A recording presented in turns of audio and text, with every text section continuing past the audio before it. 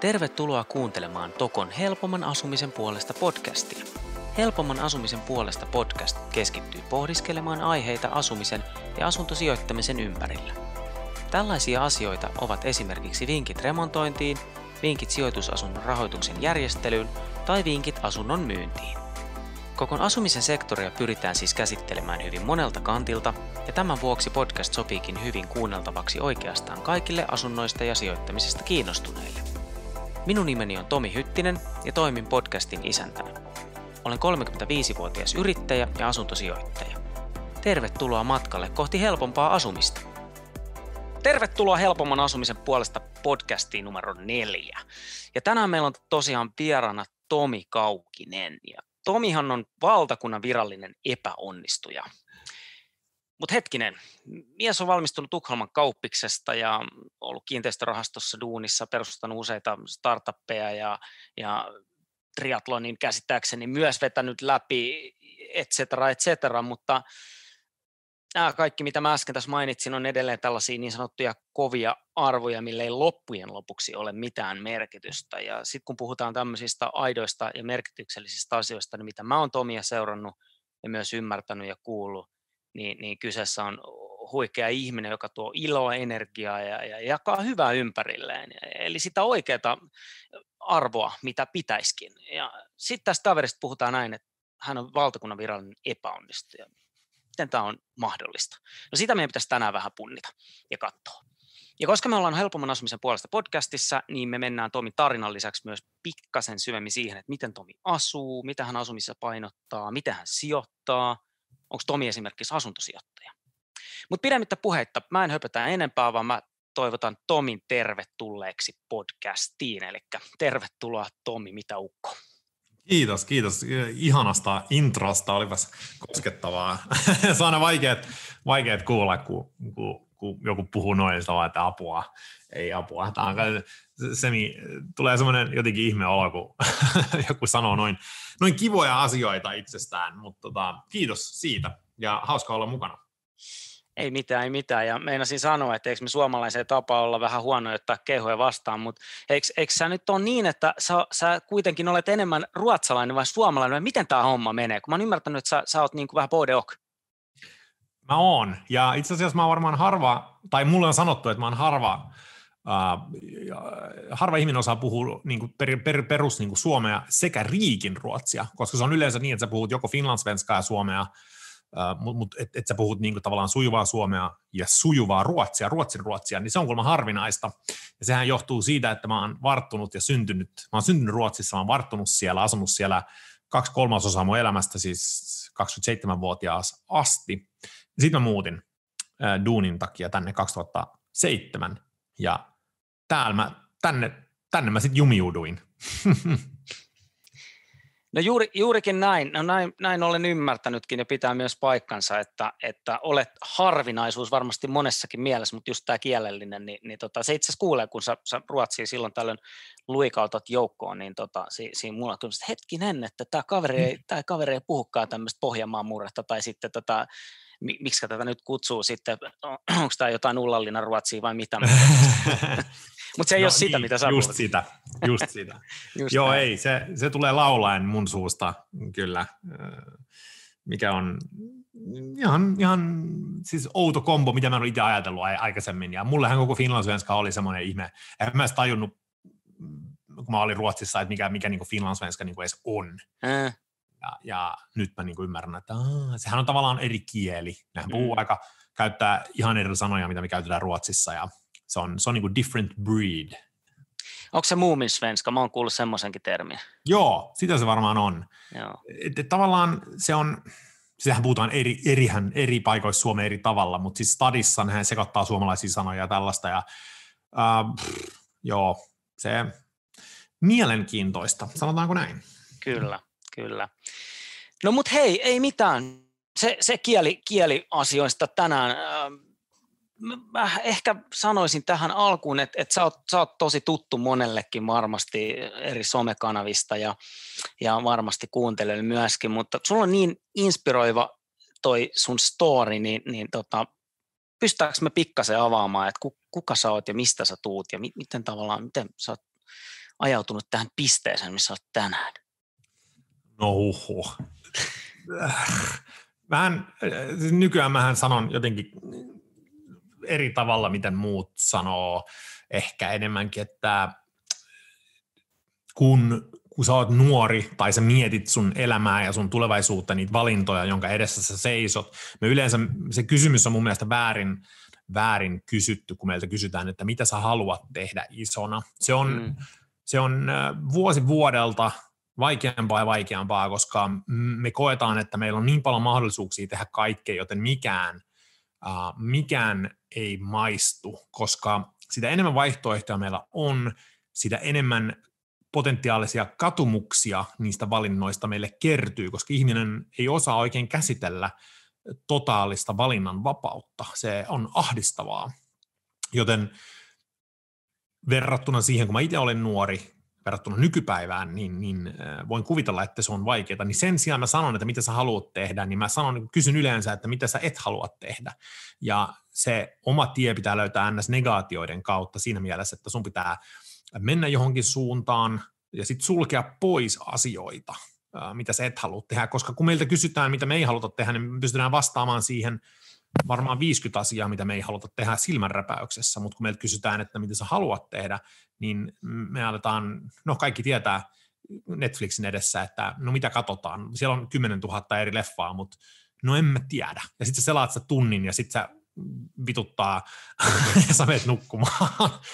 Niin sama pätee tavallaan koulutuksiin, joten mä oon löytänyt mun tieni tekemällä asioita, joita mä oon todennut jossain määrin ei sopiviksi, ja sitä kautta sitten joutunut tähän asemaan, missä mä oon. Mutta mä veikkaan, että se tuolla ei takaa ehkä sitä mun itse matkaa, missä minkä mä oon mennyt, jotta mä oon tässä puhumassa sulle. Kyllä. Mutta toi oli siis tosi hyvä niin kun alustus ja pohjustus, tämmöinen niin sanottu lääkärin lähestymistapa, että poissuljetaan asioita, koska toi on varmaan sellainen asia, että minkä kanssa kaikki kamppailee. Jos me nyt mietitään, sidotaan tai jotenkin asumiseen vaikka, että meillä on nykyään niin kuin jo niin monia eri muotoja asumisessa ja vaihtoehtoja, mistä me edes lähdetään etsimään yhtään mitään, että se on niin, onko se sana nyt overwhelming vai mikä se on, mutta sä meet ihan lukkoon.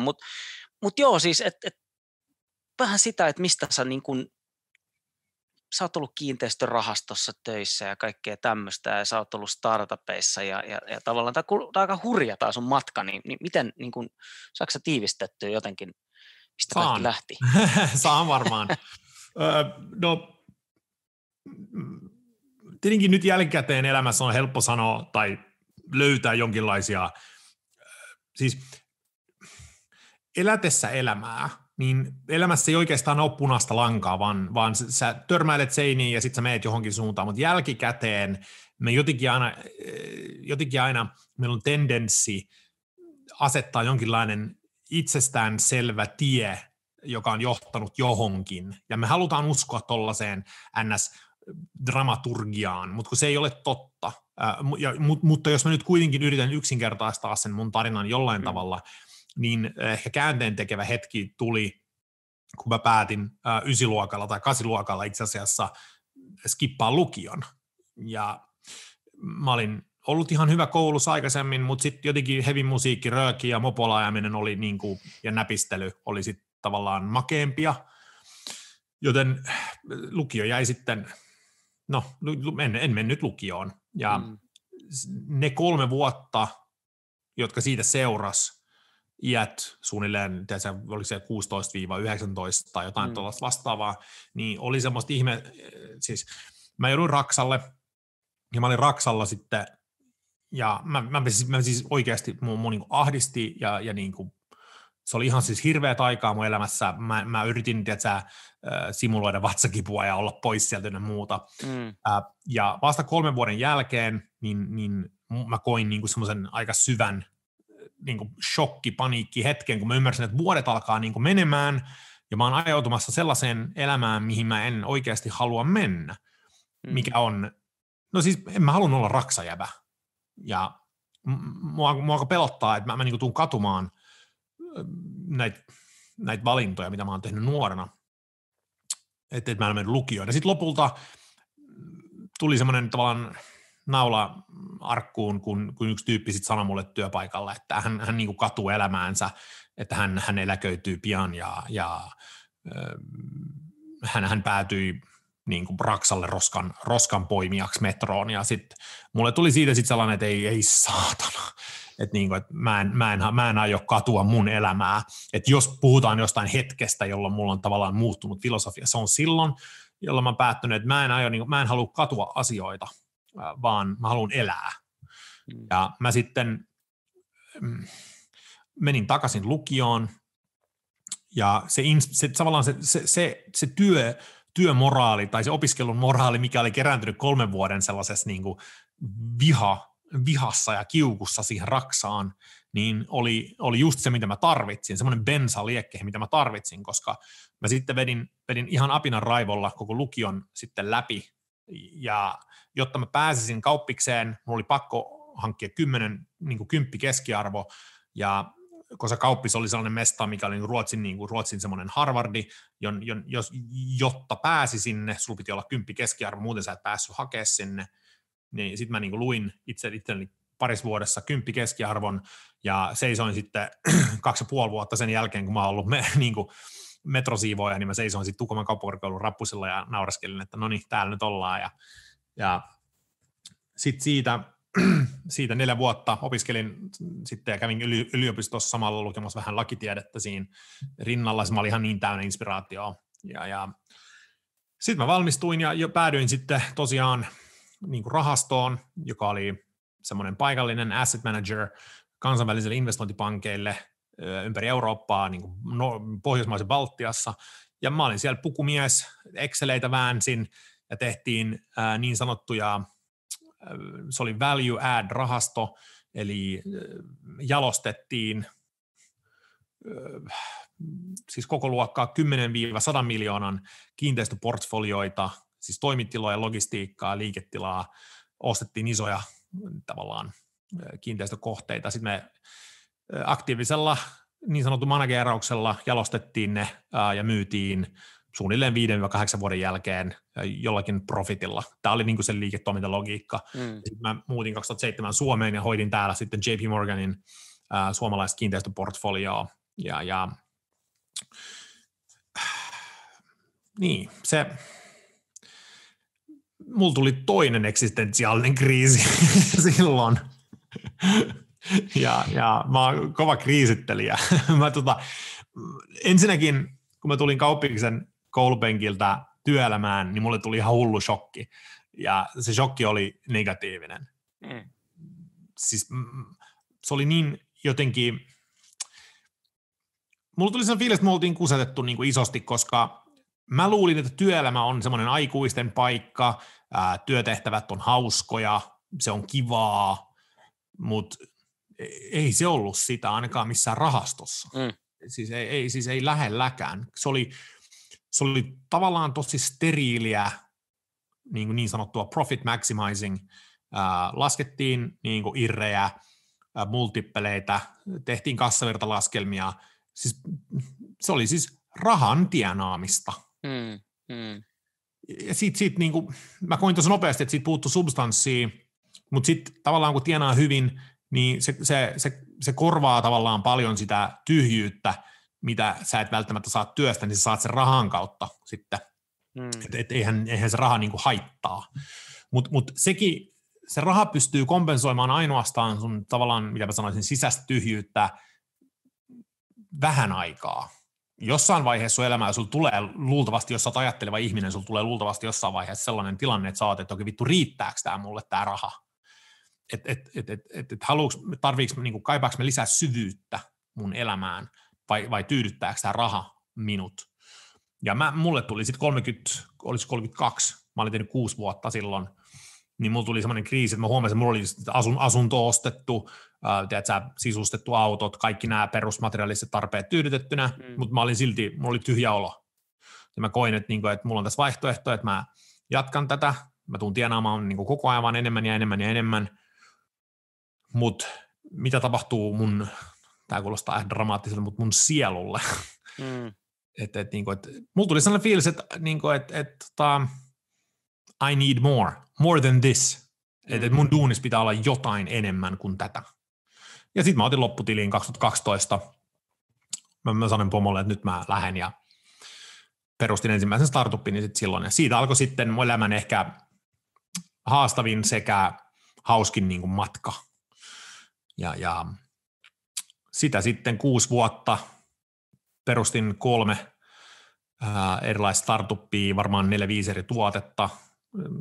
Niin kuin, siis 2 ekaa, ensimmäinen meni konkkaan, toinen onnistui ihan ok, mutta ei mitään exittiä siis, vaan siis saatiin vähän liikevaihtoa ja niin kuin näin. Mutta sitten 3 oli enemmänkin sellainen saaga. Siirryttiin Espanjan markkinoille vähän sattumakaupalle ja sitten siellä koettiin tosi ihania ja mahtavia muistoja loppuelämälle. Tehtiin Espanjassa foodisjoukkueiden kanssa, siis ihan tosi isojen seurojen kanssa, Malagan ja Villarrealin ja Estudiantesin, Leganesin, Almerian. Siis. Ja se oli sellaista aikaa, mikä niin kuin oli ihan käsittämätöntä, kun mä olin ekat startupit, oli mennyt vähän niin ja näin, ja omat rahat oli periaatteessa poltettu sinne. Sitten okei, siellä oli myös sijoittajia ja muuta, mutta sitten kun se tuli se breikki lopulta 3 vuoden yrittäjyyden jälkeen, että sai jotain menestymisiä, ja mun elämä silloin oli periaatteessa, että sä käydä katsoa foodisotteluita, myydä mun teknologiaa niille foodisdirektööreille ja pyöri Espanjassa auringossa, niin olihan se ihan käsittämätöntä.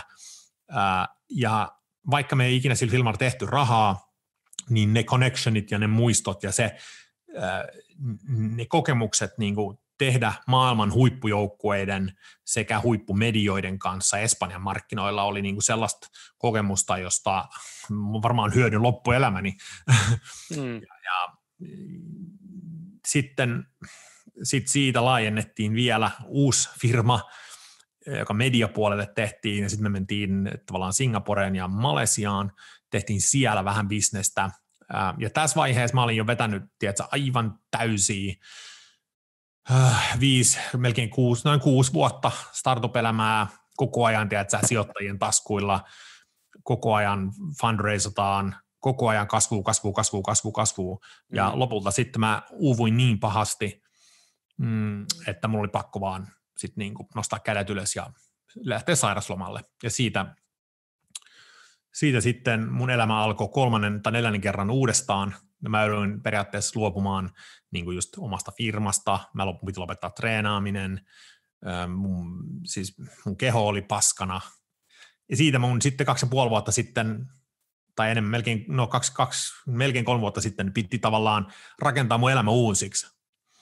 Ja sitten mä aloin puhumaan näistä asioista avoimesti. Perustin semmoisen saitin kuin License to Fail. Ja myönsin sitten, että olen ihminen, uuvuin, masennuin kaupan päälle, söin mielialalääkkeitä ja niin kuin periaatteessa olin lähellä tuhota itseni tässä kaikessa hulluudessa. Ja sitten mä aloin rakentaa tosi rauhallisesti itseäni takaisin ja yhtäkkiä mä saan puhujakeikkoja. Sitten mä aloin puhumaan, sitten mä aloin pitää yrittäjille workshoppeja ja puhumaan niin startup-elämästä ja tällaista. Ja nyt mä oon 41 ja mä oon saanut takaisin mun elämän. Mä en enää syö mielialalääkkeitä.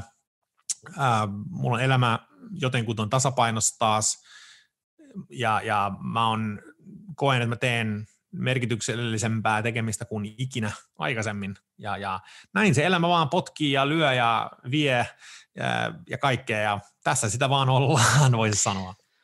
Siis niin kuin täytyy sanoa, että kyllä niin kuin, jotenkin kun mä kuuntelin sun storya, ja sitten mä niin kuin, vaan niin kuin näin sellaisen, että sä kävelet sitä tietä, ja sitten sulla tulee semmoinen jäätävä liikenneympyrä, missä on niin kuin 100 crossroadia, ja sä oot ollut näissä niin kuin risteyksissä niin kuin tosi monta kertaa, ja täytyy niin kuin sanoa, että mä en tiedä sellaista dokkaria kuin toi Chicago Bulls Last Dance. Joo, ihan superhyvä. Niin mulla jotenkin tulee niin kuin tavallaan se Jordan, kun jotenkin siinä se, kun se saa jonkun niin kuin triggerin, että joku coachi ei moikkaa sitä dinneriltä tästä silleen, että yeah, fuck you, ja sit se vaan niin kuin tekee, se on silleen, että huomenna voitetaan, ja sitten ne voittaa. Ja jotenkin niin kuin tavallaan se, että tuossa kun sä sit sä olet, hei, että en mä halua elää tälleen, että mä lähden kauppikseen, sit sä menet sinne kauppikseen. Okei, totta kai siellä on hikeä, verta, kyyneleitä, kaikkea taustalla, mutta sit tavallaan niin kuin toikin, että sä oot niin kuin sä itsekin sanoit, että sä oot tollaisessa maailmassa, missä sä niin kuin tie on vaan periaatteessa rahaa, jos katsoo, niin ylöspäin, ja moni ei niin kuin päästäisi kirveelläkään irti tuossa, mutta sitten sä oot silleen, että tämä ei ole mun juttu, ja sä haluat tehdä aidosti jotain muuta, ja sitten sä niin kuin meet, ja sitten sä teet senkin. Ja tavallaan niin jotenkin musta tulee niin toi Jordani, mikä on, niin kuin, se on mun mielestä suuruutta, että sä uskallat tehdä ja niin kuin hakea ja kokea, ja mä uskaltaisin väittää, että kun säkin oot niin monessa liemessä nyt keitetty, että ei sua niin kuin tavallaan ihan mitä tahansa tulee vastaan, niin it's just another crossroad sulle. Totta kai se on niin kuin, että sä voit tietää ja se on haasteellista, mutta toi on jotenkin tavallaan niin kuin hattu päästä, että sä oot vetänyt noin rohkeita valintoja, koska niin kuin suurin osa ei koskaan tekisi. Toki niin kuin sunkin tapauksessa sitten, niin sitten on totta kai siellä on ollut eikä ihan vähänkään vaikeita aikoja ja sitten nämä uupumiset ja tällaiset, että tietysti, niin kuin, mutta sitten sä oot niin kuin niistäkin noussut ylös ja niin kuin sanoit, että tänä päivänä on elämä on niin kuin suht koht balanssissa, niin miten sä itse näkisit niin kuin kaikki nämä, että onko tämä mental game vai onko tämä ollut niin kuin hyvää tsägää vai kovaa duunia vai niin kuin kaikkea kolme. Oletko sä startup-maailman Michael Jordan? No en varmaan. Ei sellaisia merittäjiä ole, kun ei ole exittäjää, niin ei varmaan ei lasketa. Ja sen takia mä vähän leikkisästi puhun itseni niin kuin epäonnistujana, koska eihän mulla ole niin kuin exittäjää niin kuin ollut. Totta kai on ollut hauskaa ja ollut niin kuin ihan uskomattomia niin kuin, siis tehnyt isoja sopimuksia just niin kuin maailman isompien medioiden ja foodisseurojen niin kuin tällaista, niin kuin se, joo, noi on tosi hauskoja, mutta kun startup-maailmassa mitataan niin kuin myös aika lailla exitin kannalta se sun menestysrooli, niin en ole menestynyt startup-yrittäjä tavallaan, vaan ehkä jos nyt puhutaan, missä jossain mä oon nyt menestynyt, niin ehkä vaan niin kuin, tiedätkö, elämisessä, niin kuin jos voi noin sanoa edes, mutta siis startup-elämästä kokemuksia, mä oon nähnyt suurimman osa, mitä siellä tavallaan voi nähdä, niin mutta exit-paperia tai ostotarjousta en ole nähnyt, mutta ei se mitään, eikä mua niinku haittaa se oli mulle ennen tosi iso ego-juttu saada se exitti, mutta se mikä on ollut niin ihanaa, joku kysyi multa just ihan siis viime viikolla, että miten sä olisit, että mitä sä olisit tehnyt, jotta sä et olisi uupunut, ja mun vastaus on aina sama, että mä en itse asiassa olisi halunnut muuttaa yhtään mitään, koska tämä on paljon parempi paikka kuin se, missä mä olin silloin, kun mun ainoa tavoite oli exitti ja startup-menestys. Silloin, kun mä uuvuin, mä joudun priorisoimaan uudestaan tosi paljon mun elämässä, ja vaikka kuinka se startup-elämä oli sellaista, että oli vitun siistiä ja tollasta, niin sulla oli aina takaraivossa kuitenkin sellainen skidi-haave siitä isosta rahasta, että ei se, niin kuin se rahan tekeminen ikinä sieltä niin kuin täysin poistunut, se oli vaan, että millä tavalla se raha hankitaan, mikä poistui. Että se oli tärkeää, että sen sijaan, että rahastus pyöritettiin Exceliä, niin mä mieluummin tienasin sitten rahat sitten tekemällä startup-hommia, että näin voisi sanoa ehkä sen kärjistetysti, mutta nyt totta kai raha on jees, mutta mä en niinku tee tätä niinku rahasta. Ja mulla tulee edelleen tarjouksia mennä jonnekin rahastoon hommiin, ja ne palkat siellä on todella hyvät. Itse asiassa viime viikolla mä sain viimeksi tarjouksen Tukholmaan, ja mä sanoin, että ei mua kiinnostaa, että en mä halua tehdä sitä, että mä haluan nyt tehdä tätä. Niin, ja siihen, mitä niin kuin rohkeuteen tulee, mä en ole ikinä nähnyt sitä niin kuin noin, että se on ollut rohkeata itse, vaan mä oon nähnyt sen, että se on ollut, siis mun on ollut pakko. Mun on ollut pakko lopettaa, ei mulla ollut mitään vaihtoehtoja. Ei niin kuin tavallaan, että totta kai se on pelottanut, mutta koska mä pelkään niin paljon sitä sitä tavallaan, mitä se on, siis katumusta, niin se katumuksen potentiaalinen hinta on isompi mulle kuin se pelko tavallaan lähteä, joten se ei ole ikinä ollut niin kuin sinänsä niin mun mielestä niin kuin rohkeata, vaan se on ollut, että mun on vaan yksinkertaisesti pakko lopettaa. Ehkä noin. Sä et pysty katsoa itseäsi kiikkustua. Sitä mä tykkään ajatella sitä ehkä niitä, että kelataan tästä 40 vuotta eteenpäin, niin kumpi tyyppi mä halusin olla? Se, joka tavallaan vähän kärsi koko ajan, mutta ajoi hienolla autolla tai mitä kaikkea muuta, vai sitten se, joka tietyllä tapaa niin kuin haastoi maailmaa ja tavallaan eli sitä omaa elämää. Ja niin mä sen niin kuin jotenkin näen, että mä uskon ainakin itse, että sä siitä aikanasi niin taputat itseäsi olkapäälle, että sanot, että vittu, että oli siistiä.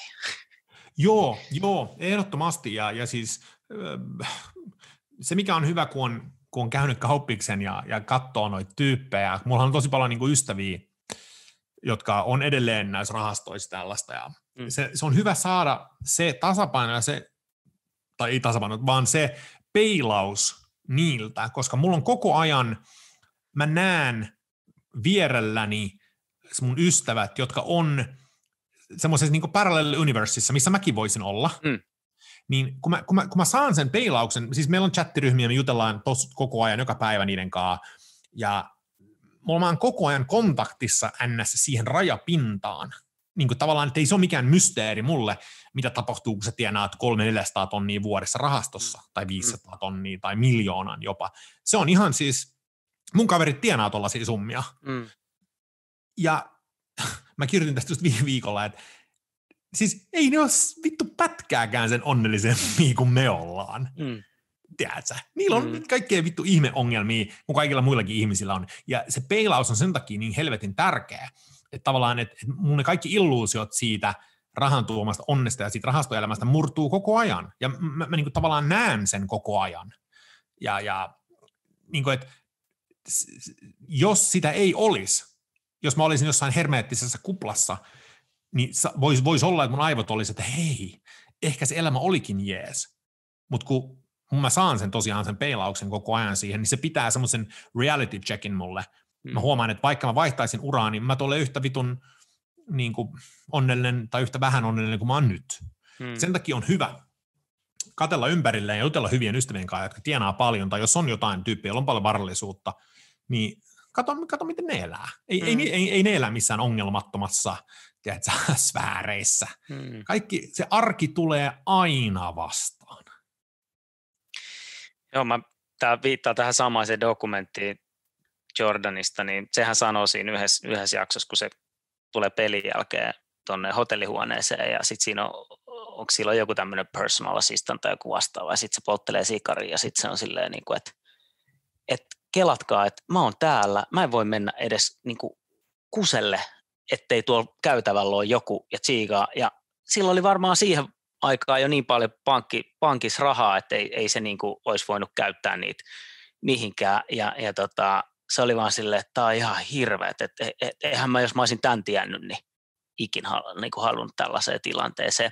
Ja sitten niin kuin, no siinä nyt on tietty julkisuus ja kaikki nämä muutkin, mutta tietyllä tapaa just tämä, että niin kuin se on varmaan monestikin, tai siis mikä mun mielestä on vähän hölmöä, kun me joudutaan nuorena tekemään tosi paljon valintoja, semmoisia valintoja, mitkä ei sanota, että mihin kouluun sä meet ja mitä kaikki. Sitten sä oot silleen, tiedät sä, että no hei, no mihin mä menen, tuleeko mut lääkäri vai juristi vai pankkiiri, koska sitten taas jostain tulee se, että no hei, totta kai mä haluan tienaa hyviä duuneja, ja sitten ehkä vanhemmilta vielä vähän, että no niin, että koulutus on tärkeä ja hyvä duuni ja näin. Ja sitten me ollaan jotain, 18, kun me tehdään näitä päätöksiä, ihan lapsia vielä. Ja sitten tavallaan, mulla kävi nimittäin itsellänikin silleen. Ja sitten mä oon jälkikäteen miettinyt, että ei helkkari, että mä saisin nyt tehdä sen päätöksen tietyllä tapaa. Kun sä olisit vähän niin kuin nähnyt ja kokenut, niin totta kai sä saankin ja me saadaan kaikki tehdä, mutta niin kuin välillä se, että sitten meistä tulee tämmöisiä eksistentiaalisen kriisin keskellä olevia keski-ikäisiä, kun meidät pistettiin lapsena valitsemaan meidän tulevaisuutta ja joka tuutista tuli se, että kuinka raha on hienoa, ja sitten me huomataan, että sehän on oikeasti ihan toissijainen asia. Siis hyvin sanottu, ja elämän ironiahan on se, että tavallaan mitä nuorempi sä oot, tuntuu siltä, että sä isompia päätöksiä sä joudut tekemään. Tavallaan sä valitset sun koulutuksen, sun skidit, ja tiedätkö, kun sä katsot taaksepäin aina 10 vuotta, sä oot näitä Herran Jumala, mikä henkinen lapsi mä oon ollut tavallaan tohon aikaan, tai 5 vuotta taaksepäin riippuen, niin se on vaan jotenkin elämän suuri ironia, että me tajutaan asioita aina liian myöhään. Mutta tätä se on, nämä on ne pelikortit, mitä meillä on annettu, ja niin kuin onneksi eletään kuitenkin, vaikka kuinka paljon ihmiset haluaa dissata Pohjoismaita ja Eurooppaa, niin varsinkin niin kuin Pohjoismaissa, niin meillä on oikeasti varaa tehdä näitä mogia, tiedätkö nuorena? Niin. Se on kyllä totta, se on onni niin kuin sinänsä että on, ja varaa niin kuin kokeilla ja löytää, että se ei ole fataalia. Ei, ja se siis ei se Jenkeissä ole niin jos vertaa, se on ihan eri ballgame. Et täällä, tiedätkö, jos sä vähän mogailet nuorena tai valitset väärin, niin siis oikeasti sä voit tehdä sen korjausliikkeen Suomessa. Siis oikeasti mikään ei estä sua tehdä sitä korjausta. Sä et edes tarvitse rahaa mennäksi kouluun. Ja kannattaa oikeasti niin kuin miettiä, että se on oikeasti hyvä yhteiskunta, jossa annetaan ihmisten, koska me ollaan ihmisiä, me kaikki mogataan jossain vaiheessa elämää, isosti tai pienesti, mutta se, että annetaan toinen mahdollisuus, on niin uskomattoman hienoa Pohjoismaissa varsinkin, vaikka joskus tietenkin voi vituttaa, että jotkut, jos katsoo jotain, ehkä rikollisuutta tai tuomioita on ehkä vähän liian matalia, siitä mä oon niin kuin, mutta siis on eri keskustelu kuitenkin, mutta siitä, että tavallaan, että sä voit valita vääriä niin kuin koulutuksen ja muuta, mutta silti menestyä ihan hyvin. Niin tosta niin kuin isot propsit niin kuin Pohjoismaille vielä tässä side noteina. Kyllä. Hei, jutellaan tänään vähän asumisestakin, ja mua itse asiassa rupesi kiinnostaa nyt, kun sä mainitsit näistä sun tukholmalaisista, tai Ruotsilla, oli Tukholmassa vai missä kaupungissa tahansa rahastomaailmassa, ja mä voisin kuvitella, että siihen liittyy niinku hulppeet autot, mutta myös hulppeet asunnot ja kaikki kesämökit tällaiset. Miten nämä sun frendit, niinku, kerro vähän siitä Tukholman asumisesta, miten siellä asutaan, miten nämä kaverit asuu esimerkiksi? Okei. No ne asuu aika hyvin, voin sanoa näin. No mä ajattelin näin. Joo, no mitäs mä ottaisin nyt mietin tässä, no mä voin ottaa vaikka yhden niistä, yhden hyvän ystävän. Tukholman keskustassa 134-öinen 3-4 metrin kattokorkeus, 1900-luvun alkupuolella rakennettu ihan maaginen asunto, hintalappu, no kyllä se niinku, no se alkaa ykkösellä ja sitten siinä on vähän nollia takana ja sitten siinä on joku numero siinä välissäkin vielä, mutta siis 1 ja 2 millin välillä niinku, se asuu tosi hyvin, tosi niinku mukavaa. Muista me oltiin samaan aikaan Kauppiksessa, me tehtiin ryhmätöitä yhdessä ja siis ihan perusjantteri. Mutta massia tulee, kun pyörii oikeissa rahastoissa ja niin kuin näin. Sitten toinen ystävä asuu, ei ihan keskustassa, vähän matkaa keskustassa, silläkin on semmoinen 200-neliöinen, sen partsi on yhtä iso kuin mun kämppä. Silloin on joku oikeasti 30-40 neliöinen partsi. Okei, mulla on niinku 50-neliöinen kämppä, mutta niinku, siis tällaista se on se asuminen. Niin, siis aika hulppeeta. On. Ja Tukholmassa niin hinnathan on ihan naurettavia. Siellä mentiin yli 10 000 per neliö jo kauan sitten. Okei. Hei, kerro vähän tuosta, onko sulla miten hyvä kuva siitä, koska siis sanotaan näin, että jos me mietitään nyt vaikka Helsingin keskustaa, niin tämä on niin kuin, okei, joo, löytyy 10 000 neliö, ei ole mikään ihmeellisyys, mutta ei ne ole ihan niin kuin, mä sanoisin, että lähempänä se on varmaan sitä jotain 6 ja 8 tonnin väliä, 6-7 tonnin väliä ehkä. Niin onko Tokiksessa siis merkittävästi korkeammat? Jos mennään ihan tämmöinen Sturepaa, mikä tämä on tämä? No siis Östermalm, oota sekka. Mä itse asiassa laitan mun frendeille kysymyksen, mitä se oli. koska siis mä oon ymmärtänyt, se asumiskuviohan on muutenkin siellä vähän erilainen, että esimerkiksi siis, jos sä haluat vuokrata, niin mun mielestä se ei mene ihan niin, että sä vaan niin kuin otat jonkun... Siis mä en ole ihan 100% kehissä Ruotsin markkinoista enää, mutta mä en usko, että se on muuttunut siitä. Siis Ruotsissahan on niin sanottu bostadsrätt, eli asumisoikeus. Ja sehän ei ole sama, mitä Suomessa on, kun mehän omistetaan osakkeita, jotka kohdistuu asuntoon. Ja Ruotsissa bostadsrätt on aika ihme konsepti, koska sä tavallaan omistat sen, mutta sä tavallaan et omista sitä. Sä omistat sen siinä mielessä, että joo, sä voit myydä sen ja näin, mutta siis esimerkiksi ainakin, kun mä olin siellä vielä, niin jos sulla on bostadsrätt, niin sä et saa vuokrata sitä, kenelle sä haluat, sä et saa pyytää siitä, mitä hintaa sä haluat, vaan se mennään alueen keskihinnan mukaan, bruksvärdesprincip, ja se on aika rajoitettua, se mitä sä voit tehdä sillä. Et Suomessahan on sun puhdas asumisoikeus, sähän pystyt siis, tai puhdas omistaminen, mähän pystyn siis vuokraamaan vaikka 10 000 eurolla, jos mä haluan. Niin, mutta siellä se on rajoitettua. Ja sitten Ruotsissa on myös niin sanottuja näitä förstahandskontrakt, mikä on siis ensimmäisen, tai siis vuokrasopimuksia, suorat vuokrasopimukset. Ja jos sä haet niin vuokrasopimusta Tukholman ydinkeskustasta tai Tukholmasta ylipäätään, niin sä joudut olla 20 vuotta ensiksi jonossa, 20-30 vuotta jonossa. Ja tämä on johtanut sitten siihen, että koska Ruotsissa, jos sulla on tämmöinen niin kuin ensisijainen vuokrasopimus, eli se on sinun ja sen vuokranantajan välillä, niin sut on melkein mahdoton häätää siitä. Eli vuokralaisilla on todella vahvat oikeudet. Ja tästä syystä Tukholmaan on sitten kehittynyt tämmöinen tavallaan musta markkina, pimeät markkinat, jossa näitä vuokrasopimuksia myydään. Ja näitä vuokrasopimukset, jos sä asut jostain Östermalmilla ja sulla on siellä sä oot onnistunut saamaan vuokrasopimuksen sieltä, niin sä voit myydä sen niin kuin erilaisten kontaktien kautta Tukholmassa, yleensä siellä on mafiat mukana jollain tavalla. Sä myyt sen, ja sä voit saada jostain, tiedätkö, 54 kämpästä Östermalmilla, sä voit saada niin kuin sopimuksen myynnistä esimerkiksi 50 000 euroa. Oho, hurjaa. Niin tämä on se, mitä tapahtuu, kun tulee niin kuin regulaatiota. Niin vapaat markkinat löytää aina sen markkinan sieltä. Ja tämä on, mitä Tukholmassa on tapahtunut. Ja Ruotsissa muillakin osalla, mutta just näin, että siis vuokrasopimuksia myydään, koska kun sä saat sen, niin se on oikeasti, ne ei saa sua siitä pois, jos et sä siis laiminlyö niin kuin ihan kaikkea. Joo.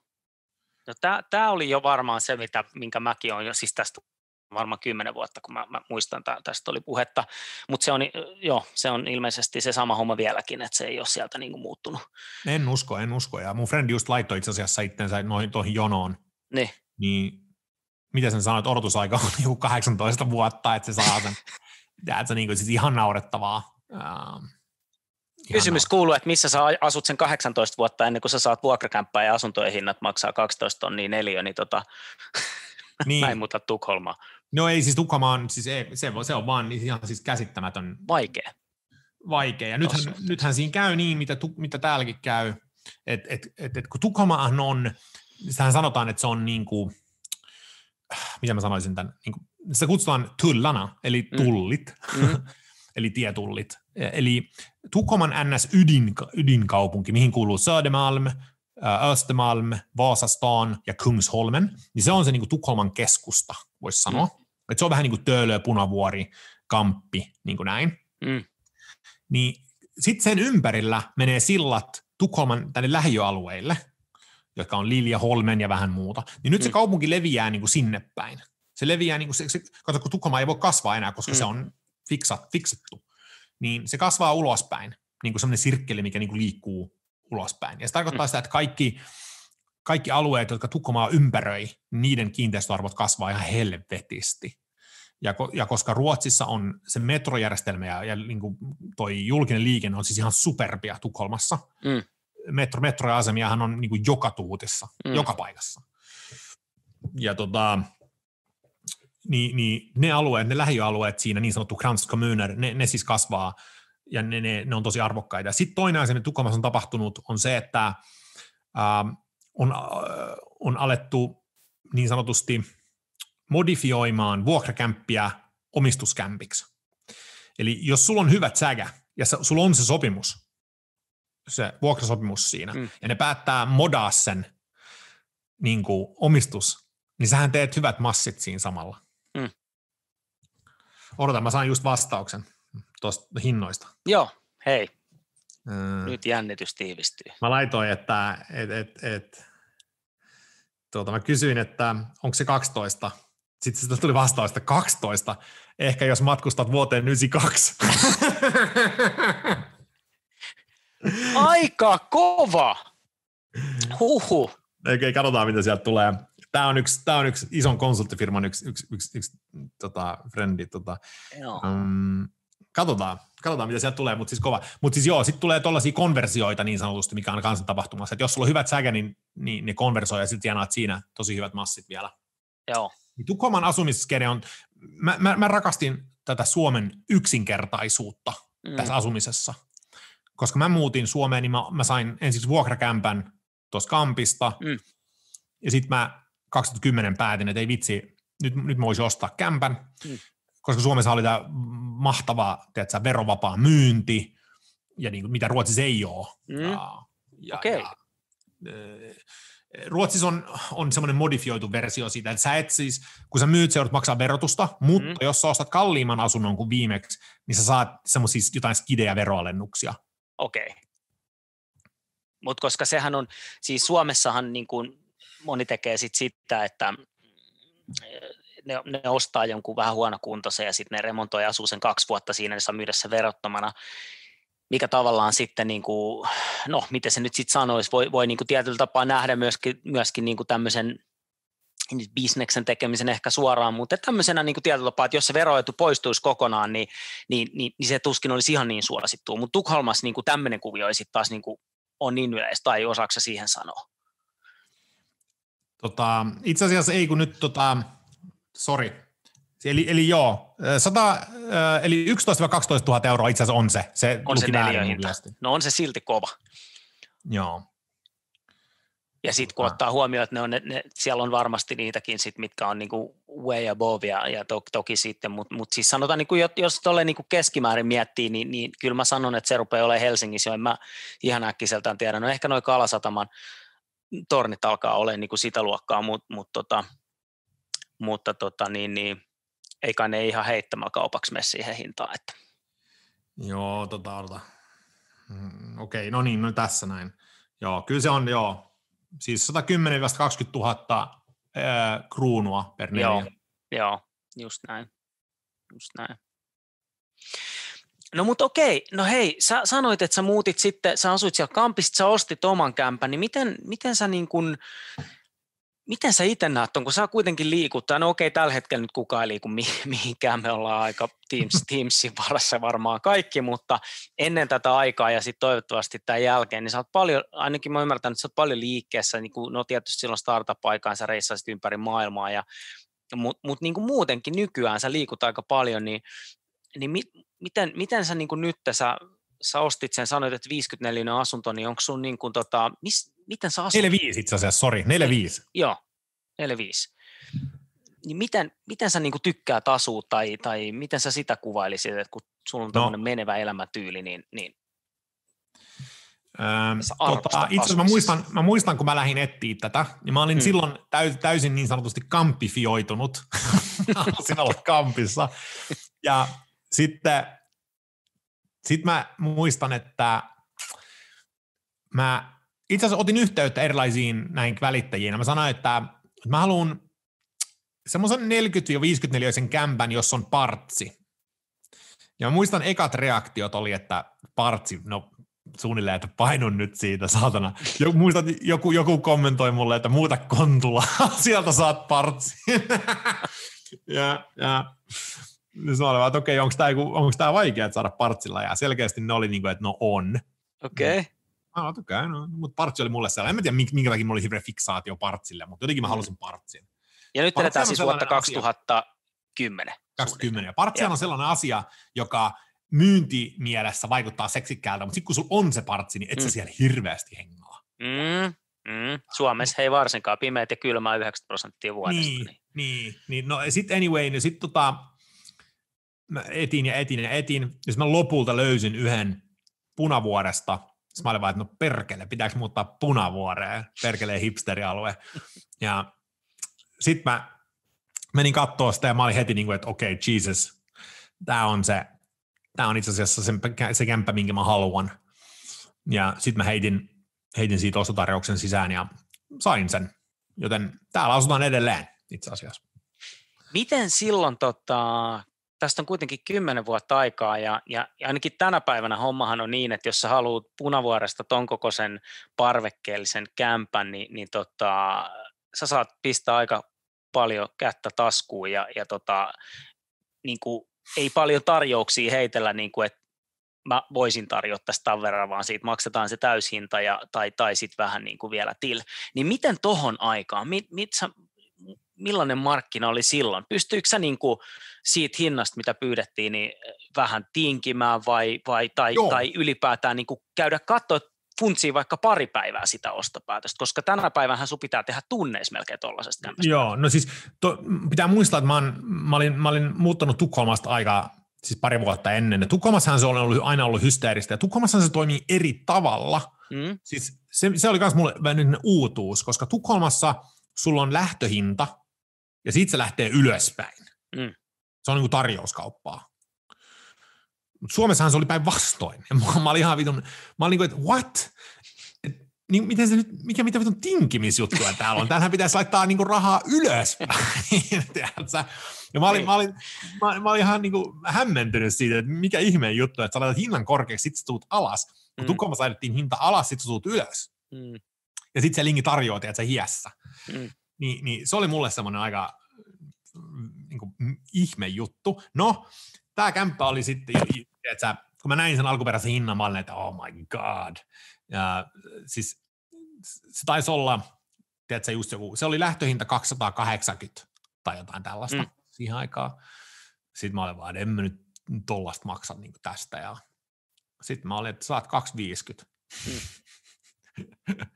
Sitten oli, että ei kyllä tällä tuu. Sitten mä olin vaan, fuck. Ja ne tyrmäsi sen siis heti. Sitten mä olin vaan, no perkele. Kyllä mä niin ärsytti, koska mä tosi paljon halusin tän. Ja sitten mulle soitetaan joku viikko sen jälkeen, että haluatko sen kämpä vieläkin? Sitten mä olin vaan, no joo, mutta siis mikä diili? Niin me hyväksyttäisiin toi sun 250. Sitten mä olin, mitä eikö kukaan tarjonnut? Sitten oli vaan, no ei. Sitten mä olin vaan, what? Mitä ihmettä? Miten tää on mahdollista? Eikö kukaan kysynyt näytöllä? Kato, kun mä tulin privanäyttöön, mä tulin heti kattoo sitä. Se oli mun jälkeen, oli julkinen näyttö, oli ollut. Ja mä kysyin, että eikö julkisen näytöllä kukaan siis kysynyt, jos tätä on tarjottu. Sitten se meklari oli, että joo. Sitten mä olin vaan, no mitä sä sanoit? No mä sanoin, että on tehty tarjous. Sitten mä vaan, no sanoit sä kuinka paljon mä oon tehnyt? No en. Sitten mä olin vaan, fine by me. Niin kuin, että vittu, niin kuin what? Ja ei vittu, mä en tajua. Jos toi olisi tehty Ruotsissa, niin siis totta kai se meklari olisi sanonut, että joo, että täällä on tämä Jannu on tarvinnut 250, ja niin kuin näin, että se olisi nyt saada ylös sitä, mutta ei ollut vissiin tehnyt, niin fuck it. Sä sait kämpän sitten tuohon hintaan silloin 10 vuotta sitten, ton kokoisen kämpän Punavuoresta. Se on ollut ihan hyvä diili, ja mä luulen, että me ollaan ehkä vähän siinä 10 vuotta jäljessä, että nythän toi peli on niin kuin kuin Ruotsissa, niin kuin silloin 10 vuotta sitten. Nykyäänhän se on varmaan hullumpaa siellä vieläkin se homma. Mutta et niin kuin toi on ihan crazy, koska ei tommoista niin kuin tilannetta. Ei sitä tiedä, mitä taas 2 vuoden päästä tai 3 vuoden päästä on tai 10 vuoden päästä, mutta niin sanottuja niin kuin asunnon ostajan kulta-aikoja kyllä on, kun aina välillä kuulee, että joo, että siinä mä niin kuin viikko mietittiin ja siellä se kämppä odotteli, että nyt sä voit saada ehkä jonkun vessan jostain, tiedätkö tolleen, vajamaja ostettua, että sä odottelet vähän ja tarjoat vähän puolta hintaa, mutta et asuntoa Punavuoresta. Niin, eli onhan tässä niin kuin, joo, I like it. Miten sä silloin no kun sä oot pakko tämä itse asiassa mennä tämmöinen, tämä remontointipuoli, mä en tiedä miten tuttu tämä on sulle, onko sä muuten, tykkäät sä itse remppaa, tai remppasit sä silloin, tai remontoiduititko? Tein skidin rempan, keittiö vähän remppasin, mutta siis tässä oltiin tehty putket, uudet keittiöt, siis partsi uusi, tässä on niin kuin tehty kaikki. Okei. Mutta toi keittiö siinä oli yksi typerästi rakennettu seinä ja sitten vähän jotain pikkujuttuja, niin ne mä tein. Mutta se oli huvittavaa muuten, mä muistan itse asiassa siinä ostohetkellä, tuli vaan mieleen nyt, kun aloin miettiä sitä, niin mä muistan, kun tulin ekalle näytölle ja se meklari sanoi, että on 280. Mä olin tehnyt jo Excelissä sellaisen niin kuin IRR ja sellaisen tyyliin niin kuin yieldi-laskelman. Ja mä sanoin sille, että 280 niin kuin se yieldi on jotain, 2, jotain prosenttia, että tämä ei niin kuin vaan yksinkertaisesti matemaattisesti edes toimi, vaikka joku haluaisi niin kuin sijoittaa tähän kämppään. Sitten se oli ihan leuka auki näin. Mitä sä teet työksessä? Mä vaan, no tätä, vaan että niin kuin 100 miljoonan skaalalla. niin sitten se oli vaan, että no ikinä kuullut, kun joku tulee tehdä jollain vitun IRR-laskelmalla. Mutta mä sanoin vaan, että it doesn't make sense for me, niin kuin tämä homma. Niin se oli vaan huvittavaa jotenkin, koska ei ollut vissiin tottunut, että joku oikeasti on niin kuin miettinyt Excelin kautta näitä hommia. No ei se varmaan tänäkään päivänä, en mä usko, että se ihan arkipäivä on IRL-laskelmaa esittää siinä, mutta kyllä mä luulen, että se on vaikutuksen ainakin tehnyt. Olet erottunut joukosta. Varmasti. Joo, ja siis tässä on hyvät säkäkin silloin, kun tavallaan tässä on korot ollut niin kuin nollia viimeiset 10 vuotta, niin tämä on ollut mulle ihan uskomattoman hyvä sijoitus. Ja mä joskus tein laskelman itse asiassa tästäkin, että itse asiassa reaaliomaisuuden kannalta, niin itse asiassa niin kuin multa on siirrynyt reaaliomaisuutta pankilta minulle, koska korot on ollut niin kuin negatiivisia, inflaatio on syönyt lainaa. Siis siinä on niin kuin, tässä on niin kuin, ehkä viimeiset 10 vuotta on ollut varmaan niin kuin optimaalisin aika tehdä niin kuin asuntosijoitus jossain määrin, tuntuu ainakin siltä. On ollut joo, ja sitten niinku, että kun hinnat on kehittynyt, korot on ollut mitä ne on ollut, ja niinku rahoitusta on niinku suhteellisen hyvin saanutkin, niinku. Että joskushan on sitten se tilanne, että kaikki muut toimii, mutta sit raha on markkinalla tiukassa tai sit jotain muuta. Mutta oot varmasti ihan oikeassa siinä, ja niin kuin tuossa todettiin, niin ihan hyvän ostoksen teit silloin 10 vuotta sitten, ja sitähän moni asuntosijoittaja miettii, ja aina kun kysyy, niin se vakiovastaus, mikä on, että kun olisin aloittanut aikaisemmin, niin kuin kaikessa varmaan on, että se on turhaa, mutta se vaan on sellainen, mikä toistuu. On. Ja sitten mäkin olen niin kuin aina uskonut tuollaiseen, tai ainakin en mä enää välttämättä niin paljon, mutta silloin niin mähän niin kuin maksimoin mun lainaa, siis mä vedin sen lainan niin kuin ihan tappiin ja pystyin. Ja mä neuvottelin pankin kanssa aika tiukasti sitten, että mä halusin niin kuin ihan siis tappiin sen lainan, ja siis melkein koko asunto oli siis lainarahoitettu siinä vaiheessa. Ja sitten Ruotsissa ei kato lyhennetä, niin en mä lyhentänytkään, vaan mä tein. Sitten mä sanoin pankille, että mä en lyhennä. Sanoin vaan, että joo, fine. Sitten meni pari vuotta, ne sanoivat, että nyt pitäisi lyhentää. Mä sanoin, että no en mä lyhennä. Sitten ne sanoivat, että no, mutta kun sun pitäisi, vaan no sitten mä vaihan pankkiin. Ja sitten vaihan pankkiin. Ehtona, että mä sain lyhennysvapaata. Sitten kun ne 2 vuotta loppuun, mä sanoin, että no niin, lyhennysvapaata lisää, mä vaihan pankkiin. Sitten ne oli vaan, no ei voida antaa, no sen vaihan pankkiin. Siis, ei kun mä en oikeasti, mulla oli sellainen filosofia, että mä en vittu lyhennä. Ja ne siis, mä näen, siis mä vaihoin pankkiin 4-5 kertaa siinä. Heti kun joku alkoi kitisee mulle jostain, mä sanon vaan, että fuck you, ja vaihoin pankkiin. Ja niin kuin, loppupeleissä, varsinkin jos sä oot yrittäjä, niin tää on nyt tietenkin, tästä voi tietenkin keskustella, mutta rahoitus on mun pääaine. Mä oon tehnyt niin kuin näitä financial engineering mun elämässä jonkin verran, niin mä näen sen, niin kuin varsinkin jos sä lähdet startup-sijoittajaksi, se, että sä lyhennät sun asuntoa, on aika vaarallista jopa.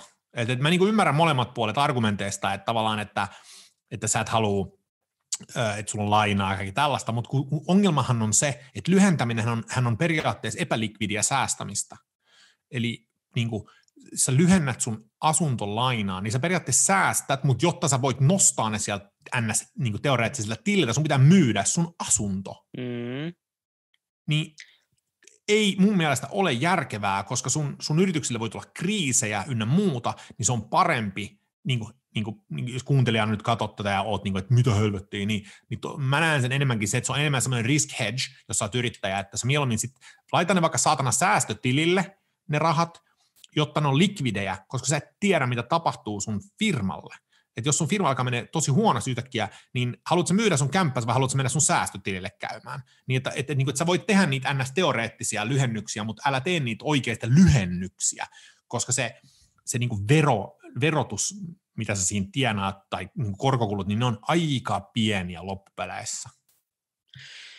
On, ja siis toi on ihan on point, ja toi on itse asiassa hyvä, kun otit tuon Tukholman esimerkin tuohon mukaan. Nythän mun mielestä osa pankeista on ainakin alkanut tarjota paljon pidempiä laina-aikoja, niin kuin 30-40 vuotta tälleen, että se kuukausi lyhennys, jos nyt lyhennystä tekee, niin on jo huomattavasti pienempi, mutta tavallaan päästäänkin itse asiassa tuosta jouhevasta seuraavaan kysymykseen, että näetkö oman asumisen sijoituksena vai ei, koska tämähän niin kuin jotkuthan ajattelee sen just näin, että okei, että mä lyhennän sitä lainaa, sitten se menee sinne kivijalkaan ja joku päivä mulla on velaton kämppä. Ja sitten taas toisaalta, niin sehän ei, niin kuin jos nyt mietitään ihan sijoittamisen niin kuin fundamentteja, niin sullahan pitäisi olla jotain assetteja, mitkä tuottaa sulle kassavirta. No eihän se kivijalka tuota sulle mitään. Ja sitten taas kun sä et lyhennä sitä ja sä keskimäärin osakemarkkinat tuottaa vaikka 7% vuodessa, ja sitten sun pankkilainakorko on siis toi asunnon arvonnousu on vuodessa vaikka noin, mitähän se olisi PK, se on nyt 2%, mä sanon. Niin sulla on se 5% niin kuin gappi siinä, niin sehän on niin kuin sulla on hullutta työntää se sinne kivijalkaan, kun osakemarkkinaa vaan kaikki, no niin kuin historiadatan mukaan. Niin tää on niin kuin, tästä sä varmaan niin kuin just yrität ohjeistaa, että... Joo, no siis mähän on, sanottakoon heti tähän alkuun, että mä poikkean, mut on marinoitu corporate financein high leverage ja passiivisen sijoituksen kultaisessa kastikkeessa, kauppiksessa, ja mä on aika vankasti pitänyt kiinni high leverage sijoituksista ynnä muuta, mutta mä oon modifioinut ajatteluani jonkin verran viimeisen 3-4 vuoden aikana lukiessani Nassim Talebia, ja Nassim Taleb on avannut paljon näkemyksiä, varsinkin sijoittamistoimintaan niin kuin mulle. Jos mä aloitan niin kuin yleisesti niin kuin omasta kämpästä ja niin kuin sijoituskuvioista, niin mä sanon näin, että koska mä oon real estate niin kuin fundissa ollut, niin suurin osa kuitenkin kiinteistön NS-exit-arvosta tai siitä, niin kuin mitä mä sanoisin, siis voitosta tehdään niin kuin noista capital gainseista. Eli kun sen omaisuuserän arvon nousu, ei ne jatkuvat tavallaan NS-vuokran maksut tai ne, vaan se raha tulee niin kuin sieltä loppupäästä siitä yieldistä. Että kun markkinat on kuumat, niin sä pystyt tienata 10 miljoonia vaan sillä, että se markkinat on kuumat. Ja nehän menee sykleissä, 7 vuoden sykleissä tai jotain vastaavaa. Niin se, että mä näen niin kuin sijoituksen, tai siis kiinteistösijoituksen tai varsinkin oman kämpän sijoituksen enemmän sellaisena, että tässä on niin kuin arvon nousu on se juttu, ja sitten asuminen on NS-ilmasta. Voihan sä tehdä niin kuin laskelman, että sä voit, mitä mä maksaisin vuokraa, ja sitten mitä maksaisin, jos vuokra on 1 000 ja mä maksan korkoineen ja yhtiökovastikkeineen 500 vaikka, sanotaan, niin siihen lisään tulee vielä arvonnousu, mitä mä en saa vuokralla. Että niin kuin kaikin puolin vuokralla asuminen on mun mielestä ihmeellistä. tästäkin me saatan muuttaa mielipidettä, mutta toistaiseksi mä olen sitä mieltä, että sen asuntosijoittaminen omaan asuntoon on tosi fiksua monesti. Ja jos tullaan nyt näihin niin pörssijuttuihin, olen joskus aikoinaan sijoittanut pörssiin ja muuta, mutta nyt nykyään mä oon melkein niin toksisesti ja raivolla vastustan osakesijoittamista ja rahastosijoittamista. Mä en niin lähde siihen. Enkä mä, varsinkin kun miettii, että meillä on aina kriisejä ynnä muuta, tulee sinne, että perinteinen osakeen säästäminen, not for me, enkä suosittele sitä itse asiassa kenellekään. Että ne, jotka haluaa tehdä sitä, voi tehdä sitä. Ja sitten niin mua naurattaa kuulla kaikkea saatana stockpickereitä, jotka puhuu jostain osakkeista ja bla bla. Siis toi on ihan randomia. Don't even get me started. Mua niin naurattaa, kun joku luulee, että se pystyy lyömään markkinan tai luulee, että se näkee jossain osakkeessa jotain arvonnousupotentiaalia, mitä muut ei jotenkin näkisi, ja kuinka paljon meidän tradingissa tapahtuu puhtaasti automatisoidulla niin kuin roboteilla, ja että come on, ehkä sä pystyt jostain emerging marketsista jotain alfaa niin kuin vetää himaan, mutta niin kuin yleisellä tasolla niin kuin, että älä jaksa. Mutta sen sijaan mun sijoitusfilosofia on sitten, niin kuin, mitä Taleb kutsuu barbell-strategiaksi. Eli sulla on niin kuin tommonen käsipuntti, ja sulla on molemmat päät on isoja, eli puntti-strategia. Sulla on toisessa päässä, sulla on super turvallisia sijoituksia, kuten asunto hyvällä paikalla. Locationhän on se ainoa kriteeri, millä sä ostat kiinteistöjä, jos sä oot sijoitusmielessä ostat periaatteessa location. Hyvä nyrkkisääntö, mikä monesti toimii. Ja sulla on kultaa tai niin kiinteistöjä yhdessä päässä, tosi turvallista, 90% sun sijoitettavasta omaisuudesta on siinä. Tulkoon sitten saatana isot kriisit, niin sä oot aika safe. Sä et voi menettää sun koko omaisuutta. Mutta sit sä otat toisen ääripään, ja sinne sä työnnät niin volatiilia sijoitusta, kuin sä vaan saatana pystyt. Ja se tarkoittaa startup-sijoituksia, jotain optiostrategioita, jotain, missä on niinku ihan älytöntä riskiä. Niin sä balanssoit sen sillä, koska silloin sä oot headshottu kriiseihin, mutta sä oot niin sanottu konveksi potentiaalisille payoffeille, mikä tulee jostain niin kuin hullussa riskinottamisesta, joka voi olla joku startup, joka menestyy sitten globaalisti. Niin mä oon enemmän tolla puolella nyt, koska Taleb sanoo myös hyvin, että me ihmisen aivot osaa käsitellä matalaa riskiä, se me tajutaan. Me ymmärretään matala riski, me ymmärretään korkea riski, mutta meidän aivot ei osaa käsitellä keskiriski. Mikä on keski-iso riski? What the fuck does that even mean? Tiedät sä? Kyllä, ymmärrän. Niinku ton takia musta on tullut konservatiivisempi siinä mielessä, että mä en niinku usko siihen, että mä haen jotain 5% korkoa jostain osakemarkkinasta, ja sitten tulee joku, tiedätkö, koronaa tai joku, joka vaan tuhoaa sen kaiken niinku välittömästi. Ja sitten tietysti joku tulee nyt puhumaan, että joo, mutta pitää olla hyvin diversifioitu portfolio. Siitäkin voi keskustella, kuinka niin sanotusti konnektoitu maailma on tällä hetkellä, että kuinka paljon sä oikeasti pystyt diversifioimaan itsesi pois noista riskitilanteista, koska maailma on niin pienempi vuosi vuodelta, että kaikki vaikuttaa kohta kaikkea.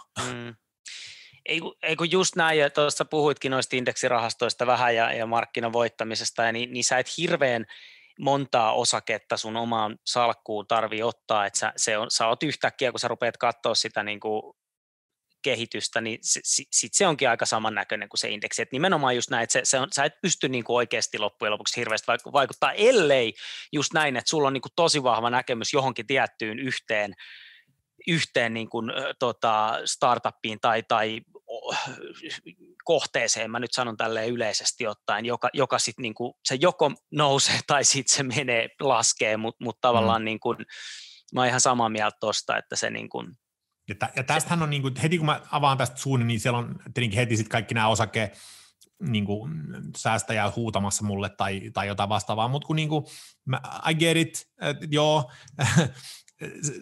niin kuin, joo, kaikilla on mielipiteet. En mä sano, että mitä mä sanon on joku kultainen totuus, vaan tämä on perustuen viimeisen niin kuin 5 vuoden kokoaikaisiin kriiseihin ja kriisisykleihin, jossa isoja omaisuuseriä menetetään. Sun pitää katsoa sun osakesäästämistä tai sun investoimista pidemmällä horisontilla. Mä annan sulle esimerkin. Okei, sanotaan nyt, että mä laitan osakkeisiin, kun mä laitan asuntosijoituksiin tai jonnekin kultaan, tiedätkö, 1,000. Sitten on toinen tyyppi B, joka laittaa osakkeisiin sen saman 1,000. Okay. Sitten me tsekataan 5 vuoden päästä, niin tällä osakesijoittajalla sanotaan nyt, että silloin se on niin tuplannut sen omaisuuden aktiivisella managerauksella. Silloin on nyt 2 tonnia, ja sitten mulla on 1,500 vasta. Eikö, mulla on 1,300 vaikka. Tässä vaiheessa kaikki on, että se on menestyneempi sijoittaja kuin sinä. Sitten mä näin, fine. Jatketaan tätä reissiä. Jatketaan 10 vuotta, 20 vuotta. 20 vuoden jälkeen iskee globaali pandemia, joka tuhoaa hänen osakesalkun. Sanotaan, että se on päässyt 5 tonniin, mutta se puolittuu nyt vaikka 2. Tai siis 40%, se menee 2 tonniin. Ja mun kiinteistösalkku on 20 vuoden päästä nyt yhtäkkiä 6 tonnia. Aha, no kuka meistä on nyt parempi sijoittaja? Tämä on temporaalista. Me pitää katsoa niin oikeasti pitkällä tähtäimellä. Ja sitten jos otetaan vielä niin ekstreme esimerkki tässä, mistä toi Taleb just puhuu, on, että sä voit olla NS hyvä osakesijoittaja vaikka 40 vuotta, mutta jos sä menetät kaiken jossain isossa globaalissa kriisissä, niin oot sä oikeasti hyvä sijoittaja? You're bust. Me ollaan tosi lyhytnäköisiä näiden asioiden kanssa, niin kuin, että joo, mutta se on parempi. Joo, nyt se on ehkä parempi. Niin kuin, tiedätkö? Ja sitten jos sulla on reaaliomaisuutta, mä rakastan reaaliomaisuutta. Mä pystyn mennä koputtaa seiniä. Mä pystyn mennä katsoa sitä. Ja sitten pahimmassa tapauksessa, jos tulisi joku maailman superkriisi, niin mä voin mennä asumaan mun reaaliomaisuuteen. Ei, mutta just näin, ja tämä on myös niinku asuntosijoittamisessa monellekin se, että ei välttämättä aina edes ne numerot, vaan ihan niinku sekin, että oikeasti, että hei, mä omistan, mä menen Turun keskustaan, mä katson, että hei, toi 3. kerros tuolta 4. ikkuna vasemmalta, se on mun, tai pankin puoliksi, miten se nyt ikinä onkaan, mutta just tämä, mitä sanoit, että sä voit periaatteessa mennä vaikka sinne asuun, ja sitten toisaalta tämä kiinalainen mentaliteetti mua aina naurattaa, kun sanotaan nyt vaikka Suomessa tehdään jotain suunnitelmia, että nyt meillä on pitkätähtäinen suunnitelma, se on 15 vuotta, kiinalaiset tulee, ne on silleen, just lounastauon verran, että meillä on tuommoinen 2000 vuoden pläni, mutta just toi niinku ajatusmaailma, että juurikin näin, että se niinku sijoittamisen aina puhutaan siitä, että pitää olla pitkä horisontti, mutta sitten taas oikeasti jengillä onkin aika lyhyt, niin. Ruvetaan sitten katsoa. Niin on. Siis oikeasti. Just näin. Mutta hei, meillä alkaa aika kuule pikkuhiljaa Tomi loppuun. Mä haluaisin tähän, me vähän sivuttiin tätä pikkasen, mutta kun sulla on nyt, sä annat muutenkin startupeille sparrat paljon heidän kanssa ja vinkkejä niin kuin monella saralla, niin otetaan tähän loppuun vielä semmoinen, että nyt nuori nälkäinen startup-yrittäjä ikää 23 vuotta, mitä mä teen? Ostanko mä asunnon? Vuokraanko mä asunnon? Niin kuin, mikä on sun suositus? Jesus Christ. Mä sanon niin kuin hyvän asiantuntijan pitää vastata, joten vastaus on se vähän riippuu. Koska siis mua nauratti, kun mä olin luin Tukholman yliopistossa lakitiedettä, niin siellä oli just, että niin kuin juristeista, että huonot juristit vastaa kyllä tai ei, hyvät juristit vastaa se riippuu, koska se tarkoittaa sitä, että ne tietää kaikki nämä sävyt sieltä. No, vähän parafraasi siitä. No siis itse asiassa se riippuu. Jos mä tuun takaisin tähän, mitä mä sanoin tuosta niin kuin punttistrategiasta, niin jos sulla on rahaa siten, että sä voit pistää sen siihen kämppään, ja sulle jää vähän, niin sä pystyt elämään sun punttistrategiaa siten, että sulla on se turvallinen sijoitus siinä kiinteistössä, ja sitten ne loput massit sä laitat sun omaan yritykseen, mikä on high risk. niin sullahan on konkreettiassa punttistrategia käytössä silloin, mikä mä suosittelisin, että se tekisi. Niin kauan kuin sulla on se niin sanottu kriisibufferi siellä. Toinen neuvo, älä ikinä laita edes lähellekään sun koko omaisuutta sun startuppiin. Älä vittu missään nimessä tee sitä, koska todennäköisyys, että sun ekat 1, 2, 3 startuppia ei menesty, on todella iso. Vaikka sä kuinka haluat uskoa, että tämä on se juttu, älä tee sitä.